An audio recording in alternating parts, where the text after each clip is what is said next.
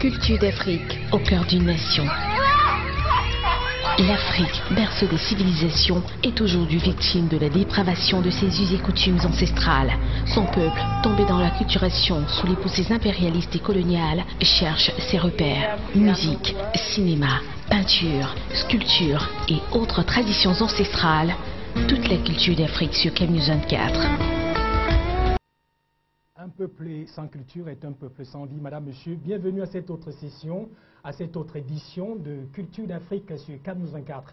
Aujourd'hui, nous allons parler du livre comme outil de conservation de nos richesses ancestrales. Et pour le faire, nous avons dans ce studio Monsieur Christophe Yossa Menkwa, qui est écrivain, chercheur et consultant en sciences humaines et sociales.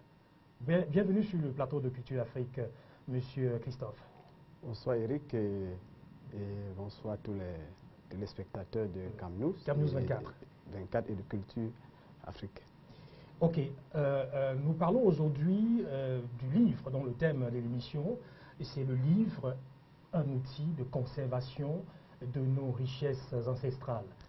Est-ce que, de prime abord, vous pensez que le livre est conseillé pour transcrire nos connaissances ancestrales?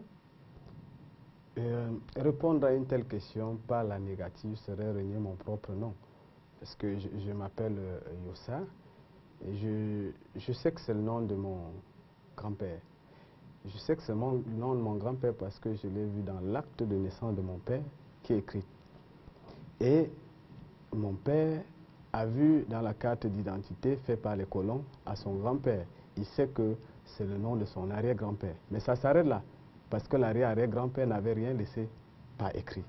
C'est là le grand mal. Ce qui fait que vous voyez que la connaissance que j'ai de mon origine et des noms de mes parents et arrière-parents m'est transcrit par écrit. Oui. Et ça s'arrête là où il n'y a pas eu d'écrit. Bon, c'était un peu pour dire que,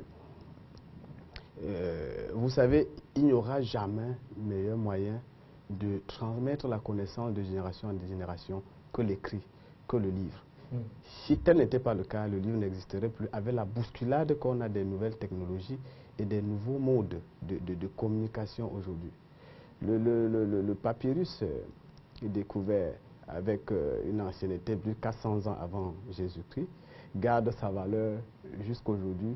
Les informations retrouvées dans le papyrus sont les plus fiables, sont les plus croyables jusqu'à aujourd'hui. Mais au-delà de ça, tout ce qui se dit de bouche à oreille subit une transformation avec le temps. Ouais.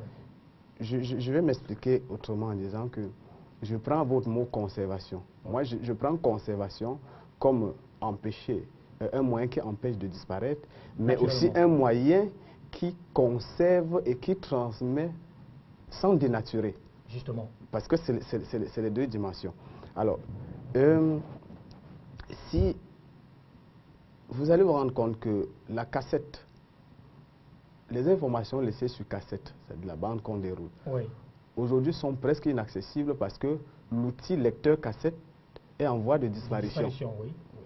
Mais de siècle en siècle, l'écrit, je voulais parler de papyrus, oui, l'écrit reste d'actualité. Et dans les années 80, on a encore découvert un papyrus très ancien. Donc, ce qui fait que ce qui est écrit, quel que soit le cas, est mieux conservé et reste plus fiable que ce qui n'est pas écrit. Et maintenant, je vais vous dire, les traditions aujourd'hui qui se sont transmises toujours de façon orale